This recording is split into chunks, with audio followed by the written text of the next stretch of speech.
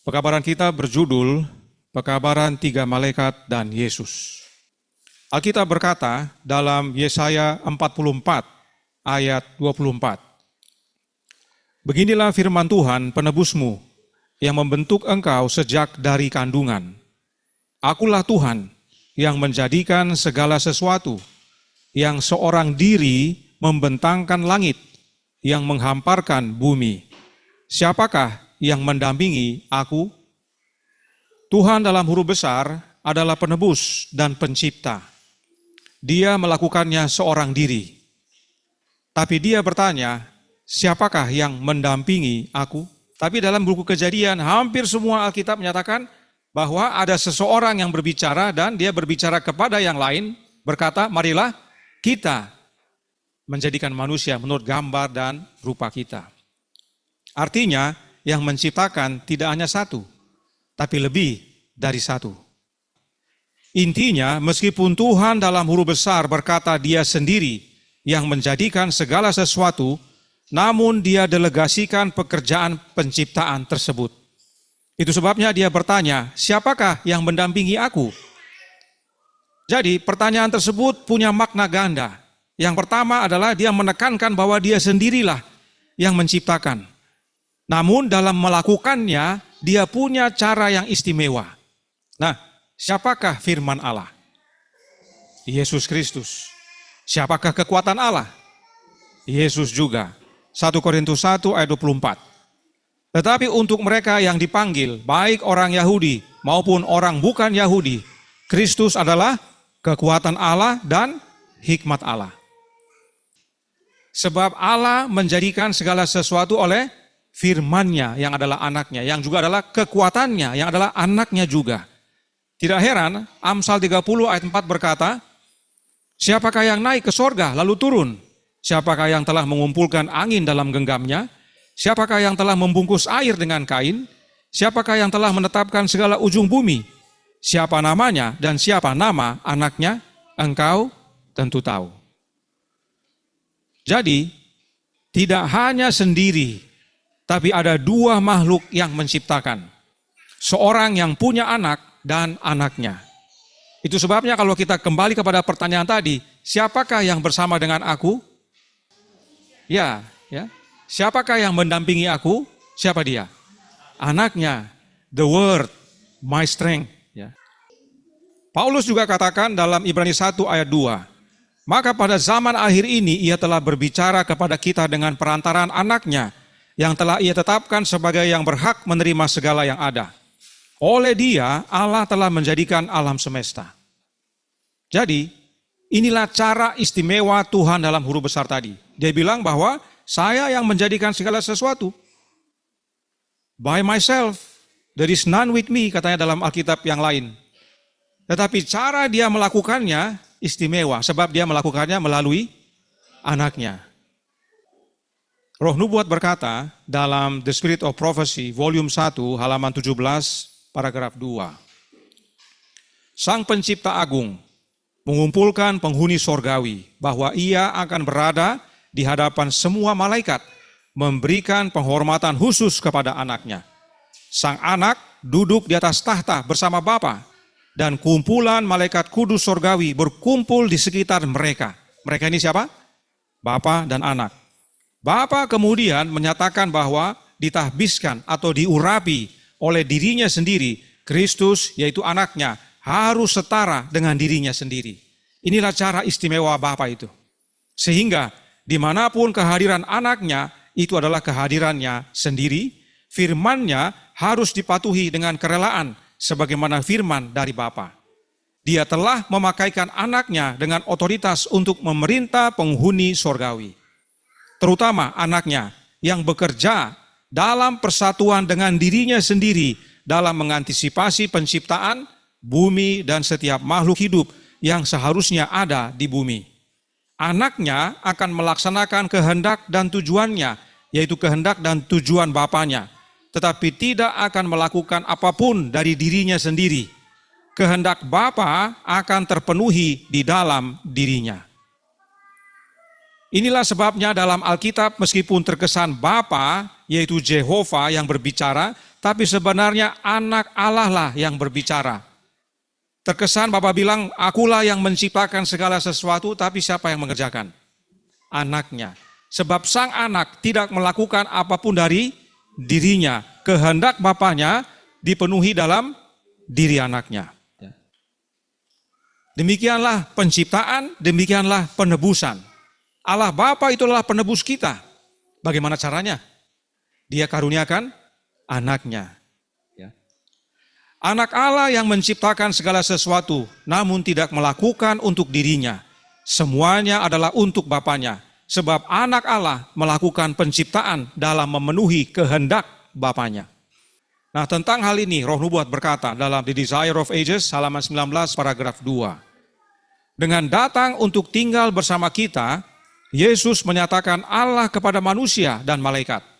Dia, yaitu Yesus, adalah firman Allah, pikiran Allah yang dapat didengar. Ini suatu kebenaran yang penting kita pahami tentang Bapa dan anaknya. Jadi apa yang Bapa pikirkan bisa kita dengar? Tidak bisa, sama seperti kita sesama manusia. Apa yang dipikirkan oleh orang-orang, kita tidak bisa dengar sampai dia mengutarakannya, sampai dia menyampaikannya. Baru kita tahu apa yang dalam pikirannya. Nah, demikian juga dengan Bapa dan anak. Apa yang dipikir Bapa tidak bisa kita dengar, tapi akhirnya kita bisa dengar melalui siapa? Anaknya. Ya. Ini supaya kita bisa lihat bahwa tidak ada itu doktrin dalam Alkitab atau Roh Nubuat yang menyatakan Bapa dan anak muncul bersamaan. Tidak ada. Melalui kehadiran anak Allah yang Bapa peranakan, apa yang dalam pikiran Bapa dapat didengar, itulah firman. Itu sebabnya anak Allah disebut firman Allah. Sebab yang dalam pikiran Allah disampaikan oleh anaknya.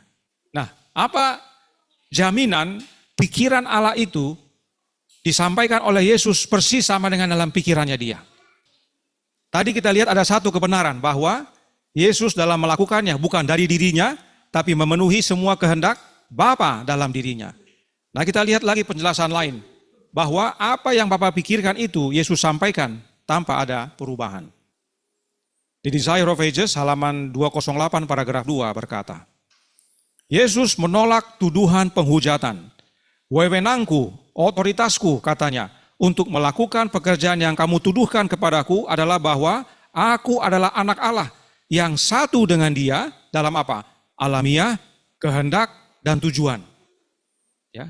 Kalau dikatakan satu dalam alamiah, dalam kehendak, dalam tujuan, berarti pikirannya sama atau beda? Sama, satu dia. Karena apa yang kita kehendaki kita pikirkan. Tujuan kita pikirkan. Dia satu dengan Bapanya untuk kehendak dan tujuan. Dalam semua karya penciptaan dan pemeliharaannya, aku bekerja sama dengan Allah. Kembali ditekankan bahwa Yesus tidak mengerjakan dari dirinya. Semua kehendak dan tujuan Bapanya yang dia lakukan. Anak tidak dapat mengerjakan sesuatu dari dirinya sendiri jikalau tidak ia melihat Bapa mengerjakannya. Jadi meskipun Yesus adalah makhluk yang berbeda dengan Bapa, tapi dia satu dengan Bapanya dalam alamiah, dalam kehendak, dan dalam tujuan. Karenanya, apa kehendak Bapanya itulah yang Yesus firmankan dan lakukan. Tidak ada perubahan, tidak dia tambah, tidak dia kurang.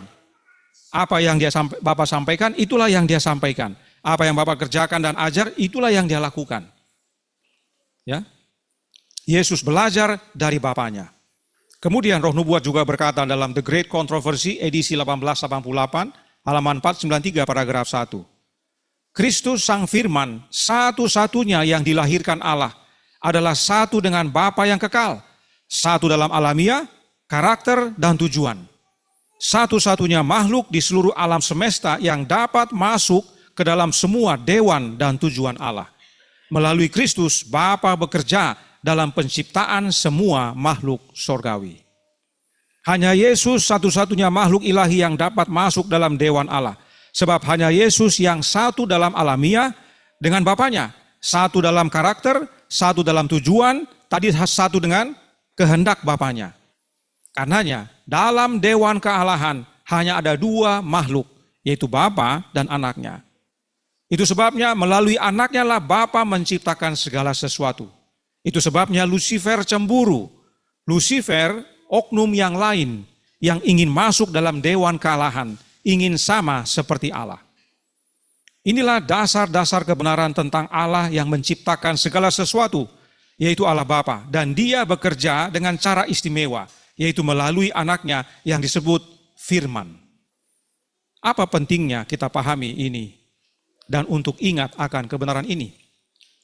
Sebab kebenaran ini sangat berhubungan erat dengan pekabaran malaikat ketiga dan bahkan pekabaran 3 malaikat. Kita baca Yesaya 45 ayat 18. Sebab beginilah firman Tuhan yang menciptakan langit, dialah Allah yang membentuk bumi dan yang menjadikannya dan yang menegakkannya, dan ia menciptakannya bukan supaya kosong. Jadi ada isinya. Jadi kalau kalimat ini kita baca, ya, kalau kalimat ini kita baca, kita harus ingat kalimat yang lain yang berkata apa? Allah menciptakan langit dan bumi dan segala isinya. Itu serupa dengan ia menciptakannya bukan supaya kosong. Ya, itu sama. Tuhan menciptakan dunia ini bukan kosong, tapi ada isinya. Tetapi ia membentuknya untuk didiami. Nah, itu dia. Akulah Tuhan dan tidak ada yang lain. Tuhan Allah yang menciptakan langit dan bumi serta isinya adalah tunggal. Dan ayat ini adalah padanan atau teman dari pekabaran malaikat pertama. Wahyu 14 ayat 6 dan 7 berkata, dan aku melihat seorang malaikat lain terbang di tengah-tengah langit, dan padanya ada Injil yang kekal untuk diberitakannya kepada mereka yang diam di atas bumi dan kepada semua bangsa dan suku dan bahasa dan kaum. Dan ia berseru dengan suara nyaring, takutlah akan Allah dan muliakanlah dia, karena telah tiba saat penghakimannya. Dan sembahlah dia yang telah menjadikan langit dan bumi dan laut dan semua mata air. Artinya langit dan bumi dan segala isinya. Sebab Tuhan menciptakannya untuk tidak kosong, tapi untuk didiami. Karenanya Allah yang dimaksudkan dalam pekabaran malaikat pertama adalah tunggal. Allah yang menjadikan langit dan bumi serta isinya, baik di perjanjian lama dan perjanjian baru adalah sama. Dia adalah Allah Bapa. Sekarang, di mana Yesus dalam pekabaran malaikat pertama ini? Dalam penciptaan terbukti dari Alkitab dan Roh Nubuat bahwa meski Bapa menyatakan dia yang menjadikan segalanya, tapi Bapa mengerjakannya melalui Yesus. Demikian juga dengan pekabaran malaikat pertama. Dalam pekabaran ini Allah yang menghakimi, telah tiba saat penghakimannya. Bagaimana caranya Allah Bapa menghakimi? Yohanes 5 ayat 22 dikatakan, Bapa tidak menghakimi siapapun, melainkan telah menyerahkan penghakiman itu seluruhnya kepada anak. Nah, bagaimana caranya anak menghakimi? Ada Bapa yang mempunyai penghakiman, tapi Bapa serahkan kepada anak. Ya, kita perlu tahu caranya, apakah anak duduk di tempat Bapa atau duduk sama-sama atau ada cara lain. Yohanes 5 ayat 24. Masih dalam pasal yang sama, dikatakan, aku berkata kepadamu, sesungguhnya barang siapa mendengar perkataanku dan percaya kepada dia yang mengutus aku, ia mempunyai hidup yang kekal dan tidak turut dihukum. Sebab ia sudah pindah dari dalam maut ke dalam hidup. Mereka yang mendengar firman Yesus dan percaya kepada Bapa yang mengutus Yesus tidak dihukum. Tapi mereka yang tidak mendengar perkataan Yesus dan tidak percaya kepada Bapa yang mengutus Yesus, maka akan dihukum. Inilah peran Yesus dalam menghakimi. Untuk membantu, perhatikan Roh Nubuat punya penjelasan berikut ini. Dalam Kemenangan Akhir, halaman 505 paragraf 3, Roh Nubuat menjelaskan. Semua orang yang telah bertobat dari dosa dengan sungguh-sungguh dan oleh iman mengambil darah Kristus sebagai korban pendamaian mereka, mereka telah memperoleh pengampunan di samping nama mereka dimasukkan dalam kitab-kitab di sorga. Oleh karena mereka telah memperoleh bagian dalam kebenaran Kristus dan tabiat-tabiat mereka didapati selaras dengan hukum Allah, maka dosa-dosa mereka akan dihapuskan dan mereka akan dianggap layak menerima hidup kekal. Tuhan menyatakan melalui Nabi Yesaya, akulah dia yang menghapus dosa pemberontakanmu, oleh karena aku sendiri, dan aku tidak mengingat-ingat dosamu. Yesaya 43 ayat 25. Yesus berkata, barang siapa menang, ia akan dikenakan pakaian putih yang demikian. Aku tidak akan menghapus namanya dari kitab kehidupan. Ya, sengaja ditandai. Siapa yang hapus? Bapa atau anak? Anak bilang, aku tidak akan menghapus namanya dari kitab kehidupan. Yang punya wewenang untuk menghapus dengan tidak siapa? Anak. Artinya, dalam proses menghapus itu ada proses apa? Investigasi, ada proses evaluasi. Nama-nama siapa ini yang akan dihapus dengan yang tidak? Siapa yang lakukan? Anak yang lakukan. Ya. Supaya kita melihat peranan Yesus sebagai hakim, karena Bapa telah menyerahkan kepada anaknya. Melainkan aku akan mengaku namanya di hadapan Bapakku dan di hadapan para malaikatnya. Wahyu 3 ayat 5. Jadi apa yang Yesus coret atau hapus atau tidak, habis itu dia akui kepada Bapanya. Setiap orang yang mengakui aku di hadapan manusia, aku juga akan mengakuinya di depan Bapakku yang di sorga. Ya. Setiap orang yang mengakui aku di hadapan manusia, aku juga akan mengakuinya di depan Bapakku yang di sorga. Tetapi barang siapa yang menyangkal aku di depan manusia, aku juga akan menyangkalnya di depan Bapakku yang di sorga. Matius 10 ayat 32 dan 33. Inilah caranya Yesus menghakimi, yaitu oleh pembelaannya bagi mereka yang bertobat dan hidup dalam Yesus. Sehingga karakter mereka selaras dengan hukum Allah. Yang tidak bertobat dan tidak tinggal dalam Yesus, sehingga karakter mereka tidak selaras dengan hukum Allah, tentu dihapus namanya. Yang masih tertulis selamat, yang dihapus tidak selamat. Itu yang melakukan siapa? Yesus. Karenanya, Yesus hanya akui nama-nama yang diakui. Dan nama-nama yang Yesus akui di hadapan Bapa, itulah yang menerima keselamatan. Dan tidak sekedar diakui, Yesus benar-benar punya bukti. Kita baca Christ in His Sanctuary halaman 179 paragraf 2. Yesus tidak memaafkan dosa-dosa mereka, tetapi menunjukkan penyesalan mereka atas dosa mereka itu dan iman mereka. Dan dalam memohon pengampunan bagi mereka, ia mengangkat tangannya yang telah terluka itu di hadapan Bapa dan malaikat-malaikat suci sambil berkata, aku mengenal nama-nama mereka. Aku telah mengukirkan mereka di telapak tanganku. Korban sembelihan kepada Allah ialah jiwa yang hancur, hati yang patah dan remuk. Tidak akan kau pandang hina, ya Allah. Mazmur 51 ayat 19.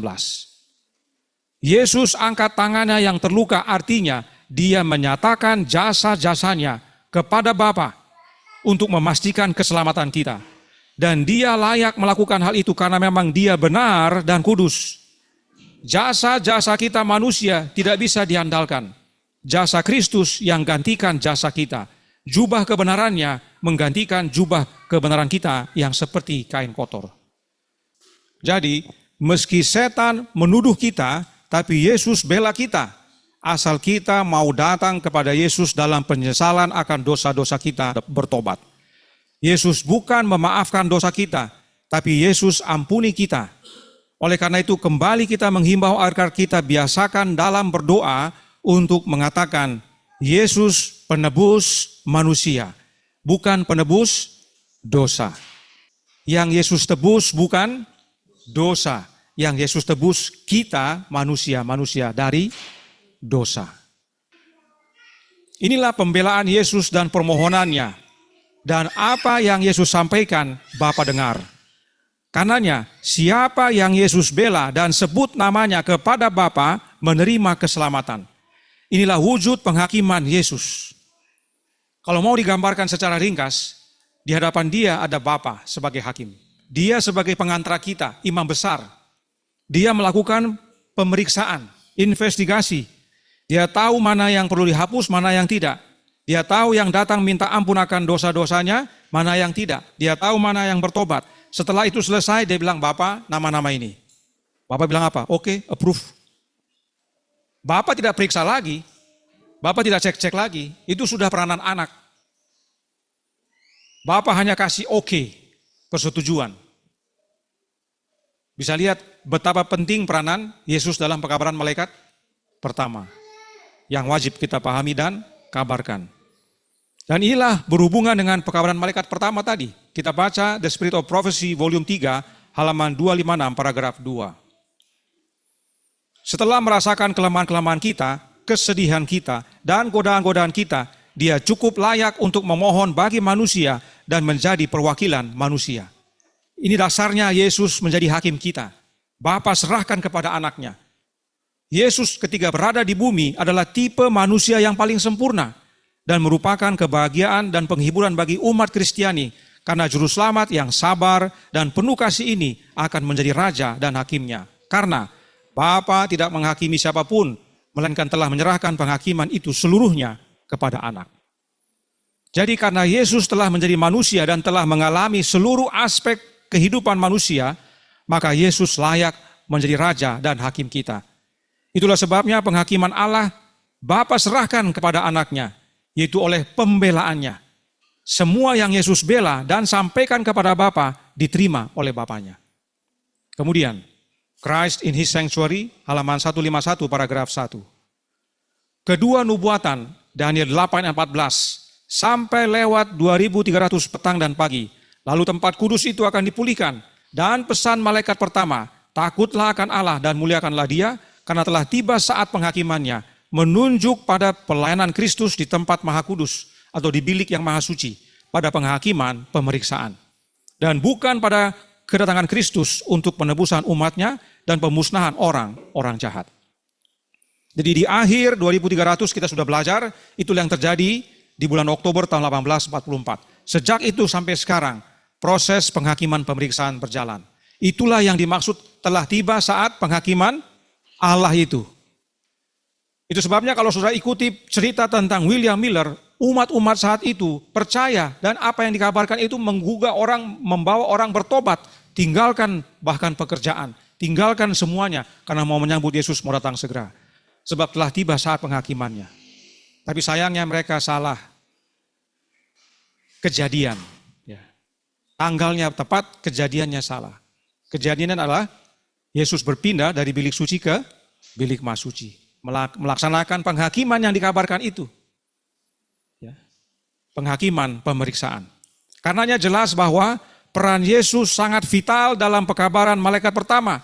Sebab meskipun penghakiman tersebut adalah penghakiman Allah yang harus kita sembah. Sebab dialah yang menciptakan langit dan bumi, laut dan segala isinya. Yaitu Allah Bapa. Namun prosesnya dipegang oleh Yesus, sang imam besar kita yang setia. Karena Bapa telah menyerahkan penghakiman itu kepada anaknya. Sama seperti penciptaan, Bapa serahkan kepada anaknya. Dan anak pasti menjalankan sesuai kehendak Bapanya. Apa yang terjadi saat pekabaran malaikat pertama dikabarkan? The Spirit of Prophecy, volume 4, halaman 227, paragraf 1. Banyak yang dianiaya oleh saudara-saudara mereka yang tidak seiman untuk mempertahankan posisi mereka di gereja. Beberapa orang setuju untuk diam mengenai harapan mereka. Tapi yang lain merasa bahwa kesetiaan kepada Allah melarang mereka menyembunyikan kebenaran yang telah Dia serahkan kepada kepercayaan mereka. Jadi ada yang diam-diam tetap hadir di gereja. Ya, banyak kaum OTG saat ini begitu ya. Dia tetap pergi ke gereja. Dan dia di situ diam-diam. Dia tidak mau kasih tahu sama orang bahwa saya ini OTG. Tidak mau dia. Karena nanti dianiaya secara moral dan emosi. Tetapi ada yang tidak bisa. Ya, kesetiaan mereka kepada Allah, mereka tidak bisa sembunyikan. Mereka harus kabarkan. Akibatnya apa? Tidak sedikit yang dikeluarkan dari persekutuan gereja hanya karena alasan mengungkapkan kepercayaan mereka akan kedatangan Kristus. Hal yang sama akan terjadi di zaman kita. Dan sudah terjadi. Kalau yang diam-diam tidak diusir. Tapi kalau yang giat mengabarkan, dikeluarkan dari gereja, dipecat. Tantangan besar saat mengabarkan pekabaran malaikat pertama dan tantangan yang sama akan terulang kembali. Bagaimana dengan pekabaran malaikat kedua? Spirit of Prophecy, volume 4, halaman 233, paragraf 1. Babel dikatakan sebagai pelacur, dan Nabi melihatnya mabuk oleh darah orang-orang kudus dan para martir. Babel yang digambarkan demikian mewakili Roma, gereja murtad yang telah menganiaya para pengikut Kristus dengan begitu kejam. Namun pelacur Babel adalah ibu dari anak-anak perempuan yang mengikuti teladan korupsinya. Dengan demikian terwakili gereja-gereja yang berpegang teguh pada doktrin-doktrin dan tradisi-tradisi Roma dan mengikuti praktik-praktik duniawinya, dan yang kejatuhannya diumumkan dalam pekabaran malaikat kedua. Pertanyaan, pekabaran malaikat kedua ini adalah mengabarkan tentang jatuhnya Babel, yang adalah gereja Roma, beserta para pengikutnya. Kalau kita kabarkan, adakah aniaya akan datang? Sudah pasti akan ada aniaya. Ya. Artinya, dalam mengabarkan pekabaran malaikat kedua, mereka yang mengaku pengikut Kristus dan mengabarkan bahwa Babel yaitu Roma dan para pengikutnya sudah rubuh, pasti hadapi aniaya. Sebab para pengikut Yesus tersebut menyatakan gereja-gereja yang berpegang teguh pada doktrin dan tradisi Roma dinyatakan telah rubuh. Nah, ingat-ingat semua ini, semua tadi yang kita pelajari ingat sambil nanti kita lihat videonya. Supaya saudara sekalian bisa melihat hubungannya apa yang terjadi sekarang ini dan kenapa kita dipanggil untuk bersaksi. Dan demikian juga dengan pekabaran malaikat ketiga, fokusnya adalah Yesus. Gospel Workers halaman 156 paragraf 2 berkata, dari semua orang yang mengaku Kristen, gereja Masehi Advent hari ke-7 harus menjadi yang terdepan dalam meninggikan Kristus di hadapan dunia. Pemberitaan pekabaran malaikat ketiga memerlukan penyajian kebenaran hari Sabat. Ya, penting mengabarkan hari Sabat. Kebenaran ini bersama dengan kebenaran-kebenaran lain yang disertakan dalam pekabaran ini harus diberitakan. Tetapi pusat perhatian yang besar, Kristus Yesus tidak boleh diabaikan. Tidak salah dalam mengabarkan kebenaran tentang hari Sabat kepada dunia. Tetapi jangan lupa fokusnya adalah Yesus. Dan sebagaimana pekabaran pertama, kedua, kita juga akan alami aniaya saat mengabarkan pekabaran yang ketiga. Sebab semuanya tentang Yesus. Malaikat pertama Yesus, malaikat kedua Yesus, malaikat ketiga Yesus. Semuanya Yesus. Namun, saya akan tampilkan 3 cuplikan video. Saya cuplik karena cukup panjang. Saya hanya bikin 3 cuplikan. 3 cuplikan itu pun agak panjang kalau dari sisi khotbah. Tetapi perlu diketahui oleh umat. Ya. Video ini terjadi dalam pertemuan GC, General Conference, di musim semi tahun 2024. Yaitu di bulan April. Musim semi itu bulan April sampai Mei, Juni nanti musim panas. Ya. Yaitu di bulan April 2024. Jadi GC itu ada yang namanya GC Session setiap 5 tahun. Ada pertemuan tahunan, ada spring, yaitu di awal tahun, dan ada fall, di akhir, biasanya bulan Oktober. Mereka akan bertemu, para pemimpin datang ke sana, ketua uni, ketua daerah datang ke sana untuk rapat. Bisa ikuti dari channel ANN, ya, tempat Gereja Advent mengabarkan berita-beritanya. Yang saya akan mainkan adalah penjelasan dari Direktur Public Affairs and Religious Liberty, atau disingkat PARL. Mereka suka baca PARL. Fokusnya adalah untuk kebebasan beragama. Pemimpinnya kita sudah kenal, namanya Ganon Diop. Ya. Mari kita ikuti. Nanti beberapa saya akan kasih penjelasan. First, no person in the Department of Public Affairs and Religious Liberty can sign any document that would represent the voice of the church. The voice of the church is always in the official documents voted either at one of the following. 1, the General Conference in session. 2, the Executive Committee. 3, the Administrative Committee or ADCOM. So when we mingle with other Christians, as in the case of the Conference of General Secretaries of Christian World Communions, or with the Global Christian Forum, there is no common declaration to adopt. No resolution to sign or implement together. No. Each communion, in all freedom and on their own terms, on our own terms also, share our identity, activities, challenges, and contributions to improving people's lives.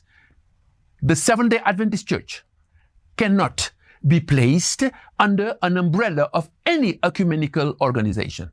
Now, this is important, because the issue is that of freedom of conscience, and in this case, corporate freedom of conscience.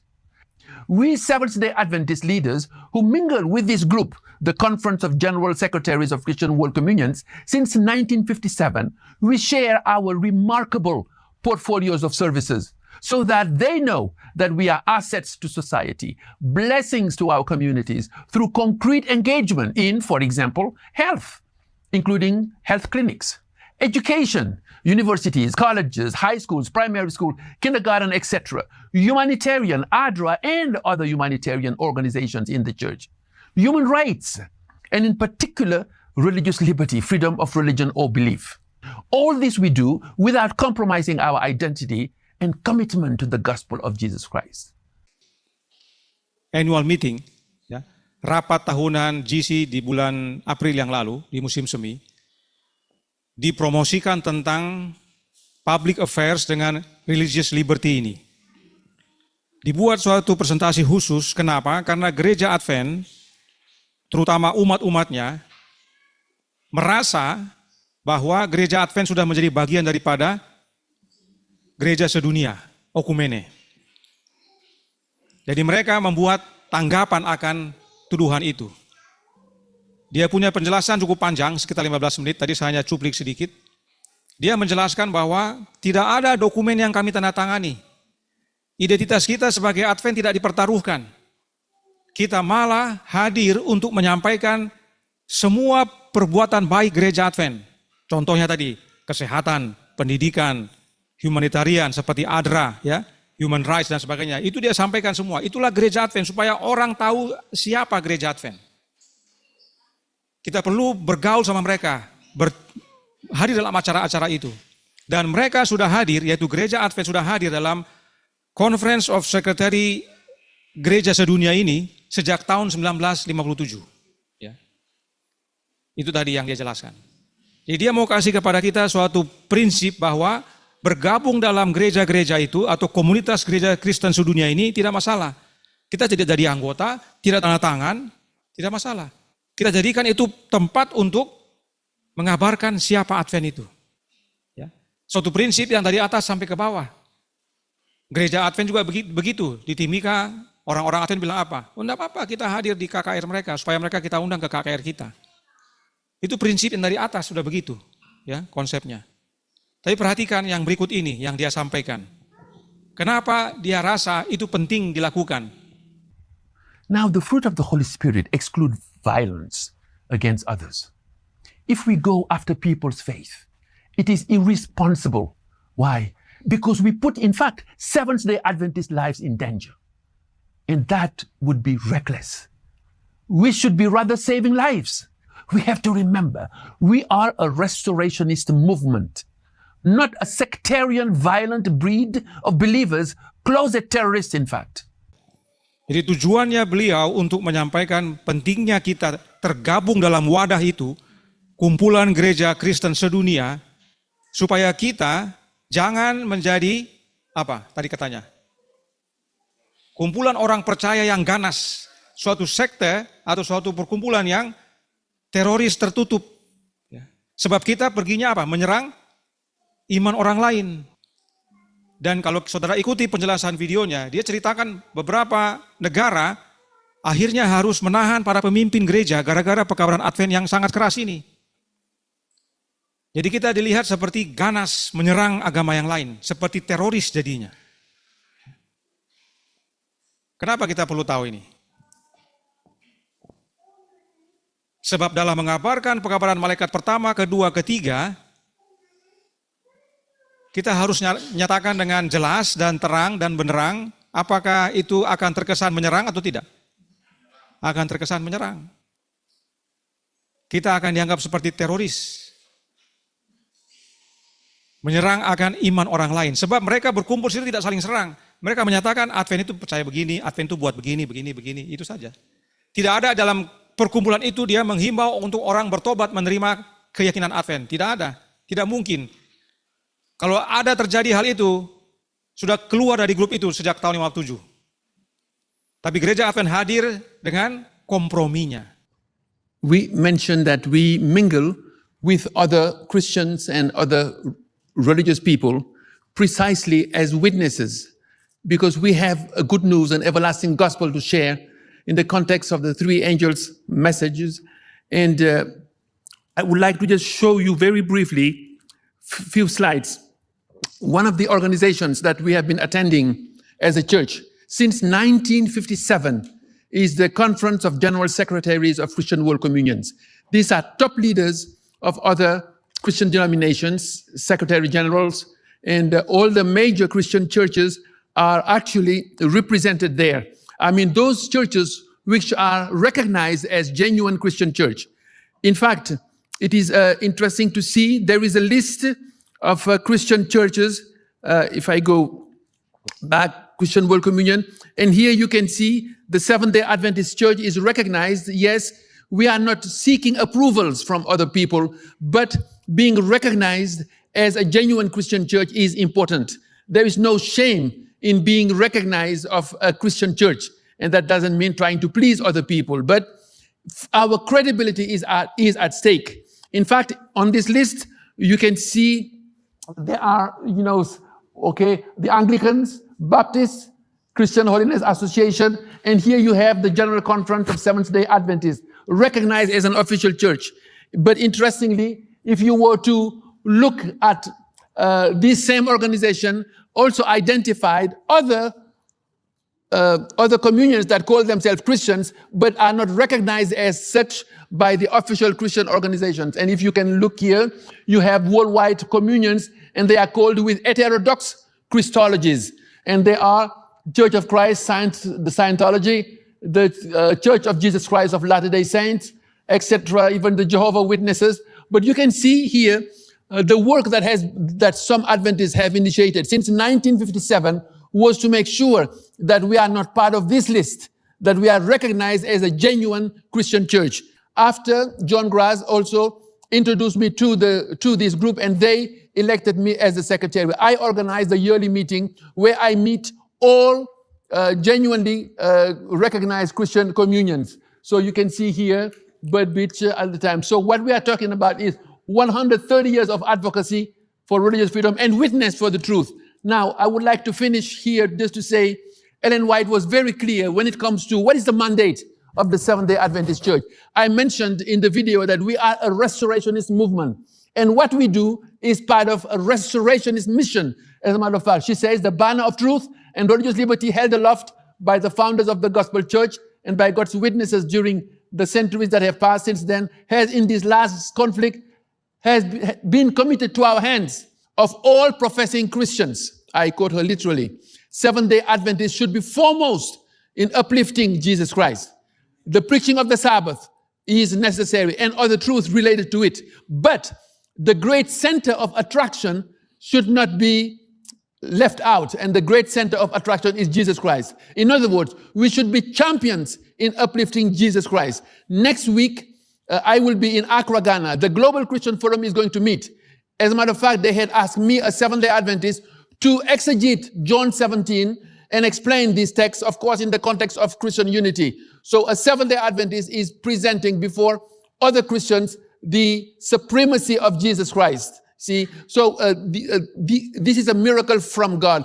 When we mingle, in fact, it is not compromise, but it is being blessings to other Christians also in uplifting Jesus Christ in a unique way, in a biblical way. Video yang ketiga ini, ada beberapa poin yang perlu diperhatikan. Daftar gereja yang warna putih tadi, itu adalah daftar gereja yang disebut gereja Kristen sejati. Kemudian ada daftar gereja yang warna biru, itu tidak diterima dalam daftar gereja Kristen sejati. Contohnya Mormon, Saksi Jehova. Bagian terakhir tadi lihat, non-trinitas, anti-trinitas. Ya. Jadi, Gereja Advent sejak 1957 tergabung dalam organisasi itu, hadir selalu dalam pertemuannya. Bahkan kalau ikuti tadi, sekretaris yang pertama namanya Bibi Beach dari GC juga. Kemudian ada John Graz. Sesudah John Graz, Ganon Diop. Ganon Diop sekarang ini adalah sekretaris dari kumpulan itu. Ya. Bukankah ini suatu hal yang bertentangan? Tadi dikatakan tidak ada tanda tangan untuk menyatakan kita anggota atau apa, tapi jadi apa? Sekretaris. Oke, sebelum masuk ke situ, artinya perlu ingat semua informasi supaya kita lihat bagian penutup ini. Ya. Alkitab berkata dalam Wahyu 12 ayat 17, maka marahlah naga itu kepada perempuan itu, lalu pergi memerangi keturunannya yang lain, yang menuruti hukum-hukum Allah dan memiliki kesaksian Yesus. Hukum Allah adalah perintah Allah. Dan dia berkata, akulah Tuhan Allahmu yang membawa engkau keluar dari tanah Mesir, dari tempat perbudakan. Jangan ada padamu Allah lain di hadapanku. Tuhan Allah yang dimaksudkan dalam hukum pertama bukanlah Trinitas. Apa buktinya? Kesaksian Yesus. Sebab umat Allah yang sisa ini, kalau dalam bahasa Inggris ini umat yang sisa, menuruti hukum Allah dan memiliki kesaksian Yesus. Apa kesaksian Yesus? Roh nubuat.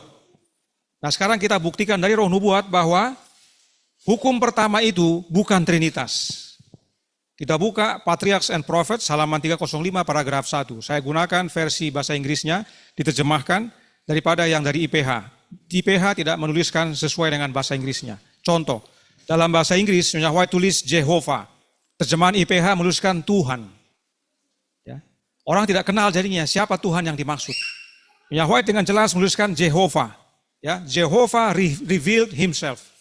Karenanya kita gunakan bahasa Inggrisnya terjemahannya di atas. Dikatakan Yehova menyatakan dirinya bukan saja dalam keagungan hakim dan pemberi hukum, namun sebagai pelindung umatnya yang penuh belas kasihan.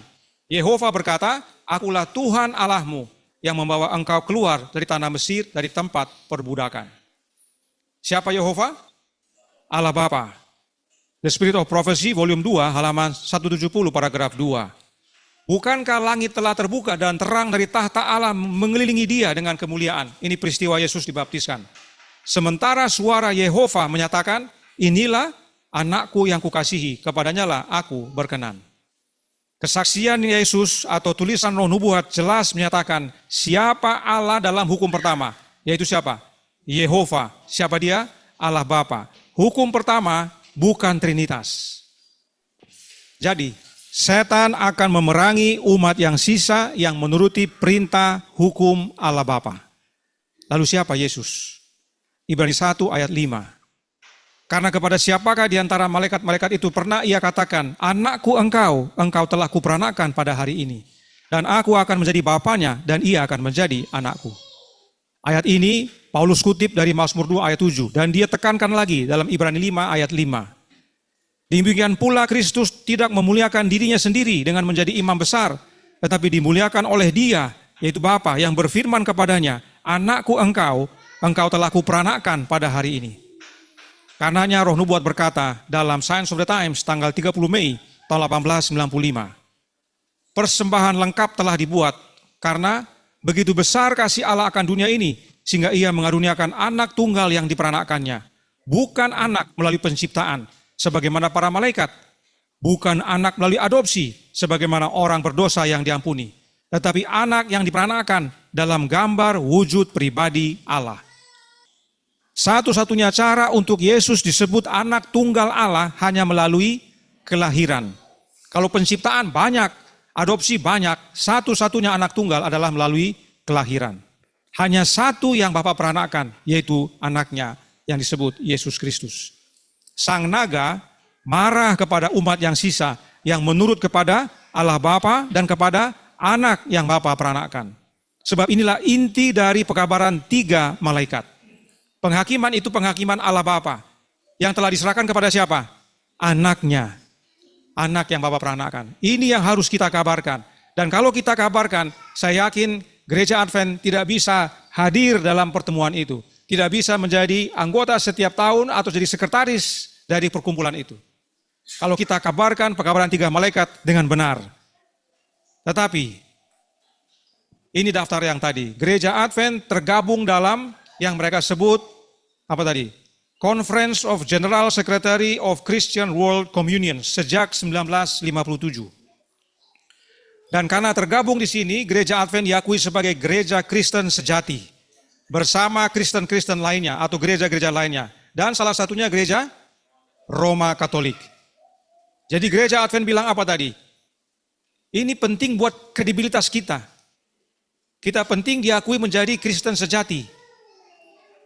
Ya, penting bagi mereka tergabung dalam kumpulan ini yang sejak tahun 1957 bergabung bersama gereja lain termasuk Roma Katolik. Yang Gereja Advent punya ajaran adalah tanduk kecil. Penting rupanya bergabung dengan tanduk kecil. Kenapa bisa begini? Karena ada satu dasarnya. Apa itu?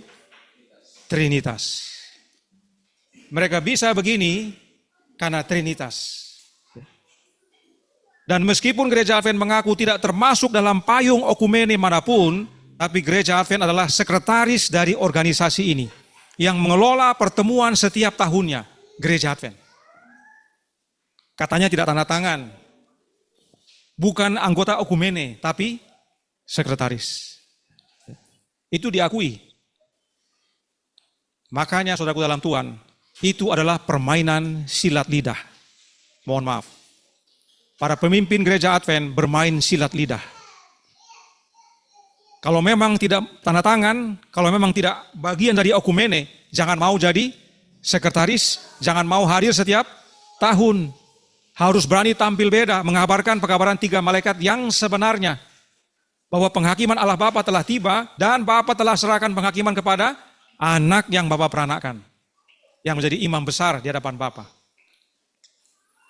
Tetapi tidak. Gereja Advent sudah tergabung. Dia bermain silat lidah untuk menenangkan umatnya. Mengapa bisa demikian? Karena gereja Advent adalah keluarga Kristen yang percaya Trinitas. Nah, perhatikan daftar berikut ini. Di sini ada Mormon, Church of Christ of Latter-day Saints, itu Mormon. Kemudian ada Jehovah Witness atau Saksi Jehovah. Yang lainnya jarang kita kenal, tapi ada Unitarian. Dan di bawah ada 40 lagi non atau anti-trinitarian. Ya, di bagian bawah ini.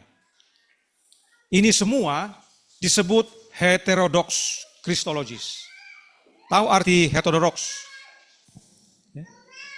Apa arti heterodox? Heterodox itu artinya murtad atau bid'ah. Itu istilah keren untuk mengatakan kamu itu murtad atau sesat. Jadi mereka ini, gereja-gereja ini tidak diterima sebagai gereja Kristen sejati karena mereka punya Kristus berbeda dengan yang tadi. Dengan yang ini. Kristus dalam gereja ini, Kristus sesuai doktrin Trinitas. Oknum kedua dari kealahan. Tapi dalam gereja-gereja ini tidak demikian.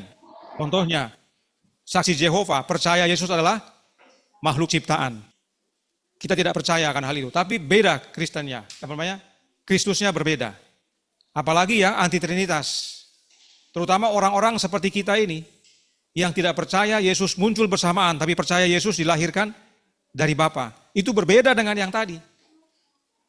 Dan kalau berbeda, apakah kita bisa diterima menjadi Kristen sejati? Tidak bisa. Kita akan dianggap gereja apa? Heterodoks, gereja murtad atau bid'ah. Inilah daftar gereja yang mengaku Kristen tapi tidak diakui sebagai Kristen sejati oleh organisasi tersebut. Ada Mormon, ada Saksi Jehovah dan lainnya. Serta perhatikan yang kotak merah, 40 komunitas lainnya, non-trinitas atau anti-trinitas yang disebut dengan istilah heterodoks, murtad. Nah, perhatikan fakta menarik berikut ini. Buku yang sebelah kiri ditulis oleh Walter Martin, judulnya The Rise of the Cults. Dalam buku ini, gereja Advent termasuk dalam okultisme. Buku ini dicetak tahun 1955. Kalau mau ikuti penjelasan lengkapnya bisa ikut dalam pekabaran di video channel YouTube Yohanes 173. Judulnya Sejarah Berulang. Di situ dibahas lengkap. Tapi saya mau kasih tahu, buku ini dicetak tahun 55 oleh Walter Martin. Dalam buku ini, Advent diakui sebagai gereja kultus atau okultisme. Gara-gara itu terjadi dialog di antara gereja Advent dengan Walter Martin. Dan gereja Advent diwakili oleh Leroy Froom yang waktu itu bertugas di GC. Dan karena diskusi tersebut berlangsung 2 tahun, akhirnya di tahun 1957 Leroy Froom terbitkan buku Question on Doctrines. Ya. Jadi gara-gara buku ini mereka terbitkan buku itu. Ya. Isinya salah satu kita baca halaman 35. Bahwa Masehi Advent hari ke-7 sering dituduh menyangkal keilahian yang sebenarnya dan praeksistensi kekal dari Kristus, firman yang kekal. Apakah anggapan ini benar? Apakah Anda percaya pada Trinitas? Tolong berikan dasar Alkitab untuk kepercayaan Anda. Ini pertanyaannya Walter Martin kepada mereka. Dicatat, nanti mereka jawab. Karena gereja Advent sesuai tulisan Roh Nubuat, percaya Yesus adalah apa? Anak Allah yang Bapa peranakan. Itu gereja Advent punya keyakinan. Bagi Trinitas, itu namanya menyangkal keilahian. Sebab yang ilahi itu bukan diperanakan, tapi muncul bersamaan. Ya. Karenanya, apakah Anda percaya Trinitas? Katanya Walter Martin. Dijawab dalam halaman 36. Mengenai tempat Kristus dalam kealahan, kami percaya dia sebagai pribadi kedua dalam Trinitas Sorgawi. Terdiri dari Bapa, Putra, dan Roh Kudus, yang dipersatukan tidak hanya dalam kealahan, tapi juga dalam ketentuan dari penebusan. Jadi, gereja Advent saat itu dianggap percaya Yesus berbeda dari dunia kekristenan. Itu sebabnya dianggap okultisme dan tidak percaya Trinitas. Tapi akhirnya gereja Advent akui bahwa mereka percaya Trinitas, bahwa Yesus adalah oknum kedua dari Trinitas. Dan ini dijelaskan dalam buku yang dicetak tahun 1957.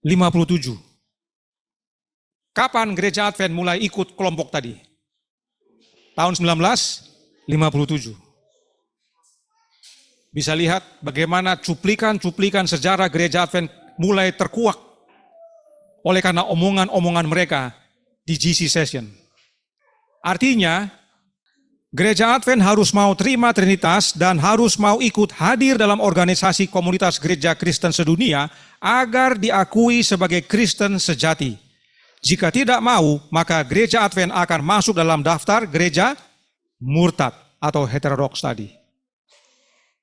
Karenanya, Trinitas masuk dalam gereja Advent bukan karena hasil pendalaman, tapi karena penyusupan dan teristimewa desakan. Kalau kamu mau disebut Kristen, kamu harus percaya sama seperti kami semua. Tapi kalau tidak, kamu bukan Kristen. Gereja Advent tidak sanggup menanggung itu beban. Mereka akhirnya masuk bergabung agar menjadi gereja Kristen sejati. Dan tahun 2024 ini gereja Advent akan hadir kembali yang akan berlangsung di Accra, Ghana. Dan gereja Advent diminta untuk menjelaskan secara eksegesis Yohanes pasal 17. Dan Ganon Diop katakan tadi, dia akan bahas dalam konteks kesatuan kekristenan. Apa istilah lain konteks kesatuan kekristenan ini? Oikumene. Dia mau jelaskan Yohanes 17 hubungannya dengan oikumene. Itu yang orang-orang mau dengar. Itulah gereja-gereja itu mau dengar karena mereka mau gereja Advent akui bahwa Yohanes pasal 17 khususnya ayat 21 dan 23 yang menyatakan biarlah mereka menjadi satu, itulah dasar okumene. Ya. Saya tidak tahu apa mereka mengerti atau tidak. Dari dulu sampai sekarang yang namanya okumene selalu menggunakan pasal 17 ayat 21 itu. Agar mereka menjadi satu. Dan dia mau jelaskan itu. Artinya itulah yang mereka tunggu-tunggu. Adakah pekabaran 3 malaikat dinyatakan dengan benar dengan cara ini? Tentu tidak. Sudah kabur dan bahkan sudah kompromi. Perhatikan kutipan yang dia kutip tentang kebebasan beragama. Tadi dia kutip pada bagian akhir. Dan ini diulang lagi sama Ted Wilson. Ted Wilson katakan ini tugas Anda. Dia sampaikan kepada para pemimpin yang hadir saat itu. Panji kebenaran dan kebebasan beragama yang dikibarkan oleh para pendiri gereja Injil dan oleh para saksi Allah selama berabad-abad yang telah berlalu sejak saat itu dalam konflik terakhir ini telah diserahkan ke tangan kita. Tanggung jawab atas karunia besar ini terletak pada mereka yang diberkati Allah dengan pengetahuan akan firman-Nya. Kita harus menerima firman ini sebagai otoritas tertinggi. Ini dasarnya bahwa gereja Advent itu harus mempropagandakan tentang kebebasan beragama untuk menyatakan siapa diri kita. Tetapi sayangnya apa? Yang disampaikan bukan kebenaran yang sejati. Tapi kebenaran yang kompromi supaya mereka jangan diserang. Jangan serang iman orang lain. Nanti kamu jadi teroris. Ya. Umat percaya yang ganas. Kalau para pendeta senior kita yang dahulu bikin KKR 1 bulan mengabarkan tentang tanduk kecil dan hari Minggu, bangkit saat ini mendengarkan ini, dia akan pikir apa itu? Wah, ini Advent sudah berubah ini. Dulu kita berapi-api, menggebu-gebu mengabarkan bahwa tanduk kecil itu adalah Katolik Roma. Hari Minggu adalah ciptaannya. Kita harus tinggalkan, kabarkan kepada dunia supaya dunia bertobat. Ya, berbeda rohnya. Sayangnya mereka berhenti di sini. Padahal dalam paragraf yang sama, ya, kalau kita hanya baca ini, terkesan apa yang dia sampaikan benar. Terkesan benar bahwa tugas kita untuk mengabarkan kebebasan beragama. Tapi kalau kita baca selengkapnya, bukan itu intinya. Mari kita baca. Kita harus mengakui pemerintahan manusia sebagai sebuah peraturan yang ditetapkan oleh yang ilahi. Kita harus hormati pemerintah dan mengajarkan ketaatan terhadap pemerintahan tersebut sebagai tugas suci dalam lingkup sahnya. Ya, kita harus hormati pemerintah. Itu adalah yang ditunjuk oleh ilahi. Namun, kata Nyonya White, ketika tuntutannya bertentangan dengan tuntutan Allah, kita harus lebih menuruti Allah daripada menuruti manusia. Sabda Allah harus diakui di atas semua undang-undang manusia. Pernyataan demikianlah firman Tuhan tidak boleh dikesampingkan untuk demikianlah firman gereja atau demikianlah firman negara. Mahkota Kristus harus ditinggikan di atas mahkota para penguasa duniawi. Kalau dia baca sampai di sini, apa yang dia buat atau apa yang gereja Advent buat selama ini sejak tahun 1957 tidak didukung oleh roh nubuat. Karena itu menyatakan apa yang dinyatakan dalam perkumpulan itu menjadi bagian kita. Roh nubuat tidak mendukung apa yang dia sampaikan karena gereja Advent telah mengikuti apa yang disampaikan oleh perkumpulan itu, komunitas itu. Bahwa kamu adalah gereja Kristen yang sejati karena kamu begini-begini. Mereka ikut syaratnya. Padahal firman Tuhan tidak berkata demikian. Tidak ada dalam firman Tuhan untuk Trinitas. Persatuan bukan karena Trinitas. Apa buktinya? Buktinya semua tadi daftar itu, mereka semua percaya Trinitas, tapi hari berbakti berbeda, doktrin baptisan berbeda, doktrin orang mati berbeda, macam-macam. Doktrin Ka'bah ada yang punya, ada yang tidak. Tapi merasa sama karena Trinitasnya toh, padahal yang lain berbeda. Apa bisa bersatu? Tidak bisa bersatu. Kebebasan beragama itu penting, tapi lebih penting lagi untuk menurut kepada Allah. Firman Allah harus diakui di atas semua undang-undang manusia. Firman Allah dan kesaksian Yesus, yaitu roh nubuat, menyatakan bahwa satu-satunya Allah yang benar adalah Allah Bapa. Dan Yesus Kristus adalah anak yang Bapa peranakan.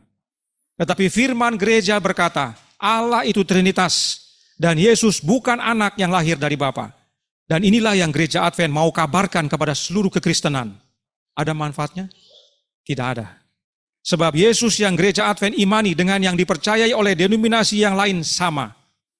Lalu di mana pusat pekabaran malaikat ketiga? Atau pekabaran 3 malaikat? Tidak ada.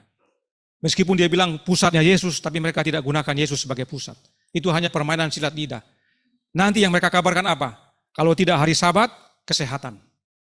Humanitarian. Itulah yang mereka tonjolkan. Ini gereja Advent, inilah kasih Yesus itu. Kami salurkan melalui program ini, program ini, program ini, program ini. Mereka tidak perkenalkan siapa Allah yang benar dan siapa anak yang benar. Sebab kalau mereka berani perkenalkan, mereka keluar dari daftar gereja Kristen sejati. Masuk ke heterodoks. Karenanya panggilan bagi kita yang tidak termasuk Kristen sejati. Karena kita tidak percaya Trinitas, adalah untuk mengabarkan pusat pekabaran 3 malaikat yang benar, yaitu Kristus, anak yang lahir dari Bapa. Keluar dari Bapa. Sebab oleh mengenal Yesus yang benar, kita mengenal Allah yang benar, yaitu Allah Bapa, dan menerima roh yang benar, yaitu rohnya Kristus. Inilah persatuan itu. Testimonies for the Church, volume 9, halaman 189, paragraf 3. Mereka punya satu Allah, dan satu juru selamat, dan satu roh, roh Kristus, untuk membawa kesatuan dalam barisan mereka. Inilah persatuan kita, yaitu kita punya satu Allah yang adalah Bapa, satu juru selamat yang adalah anaknya, yaitu Yesus Kristus, dan satu roh, yaitu rohnya Kristus. Saudaraku dalam Tuhan, kita semua setuju untuk hidup damai dengan sesama. Tidak ada niat kita mengabarkan ini kepada sesama untuk menjadikan perpecahan atau kebencian, tidak ada. Di luar sana banyak orang yang mengatakan bahwa kita sebagai suatu perkumpulan OTG mengabarkan kebencian, menebarkan pecah belah, karena kita mengabarkan kebenaran dengan keras. Tidak ada niat kita untuk berbuat itu. Kita mengabarkan kebenaran karena kita rindu jiwa-jiwa selamat. Sebab dunia telah hanyut kepada kesalahan, kemurtadan, yang mereka rasa kebenaran. Kita setuju untuk kabarkan keselamatan bagi dunia dengan kasih. Karena kasih kita, maka kita kabarkan ini. berulang-ulang dan terus-menerus dari tahun ke tahun, dari hari ke hari, bulan ke bulan, minggu ke minggu. Setiap hari kita kabarkan tentang Allah yang benar dan anaknya, dan menerima roh yang benar. Tetapi, kutipan terakhir, tetapi, Kerastayampen halaman 350 berkata, konflik besar yang terakhir akan berlangsung singkat namun mengerikan. Kontroversi lama akan muncul kembali, kontroversi baru akan muncul. Peringatan terakhir harus diberikan kepada dunia. Ada kuasa khusus dalam penyajian kebenaran pada saat ini. Tapi sampai kapan hal itu akan berlanjut? Hanya sebentar. Jika pernah ada krisis, maka sekaranglah krisis itu terjadi. Saudaraku dalam Tuhan, kuasa yang dimaksudkan adalah kehadiran rohnya Yesus. Sampai kapan berlanjut? Hanya sebentar. Waktu kita tinggal singkat. Karenanya mari kita kerja bagi Tuhan. Kita kabarkan Yesus yang benar kepada dunia. Pertama-tama mulai dari negara ini. Sebagaimana kita mau berkunjung dari kota ke kota, kita kabarkan Yesus yang benar. Agar persatuan yang Yesus doakan dalam Yohanes pasal 17 menjadi bagian mereka yang percaya. Yaitu dengan menerima rohnya Kristus. Sebab dengan menerima rohnya Kristus kita menerima Bapa dan Anak. Itulah kunci persatuan. Dan itulah keselamatan atau hidup yang kekal.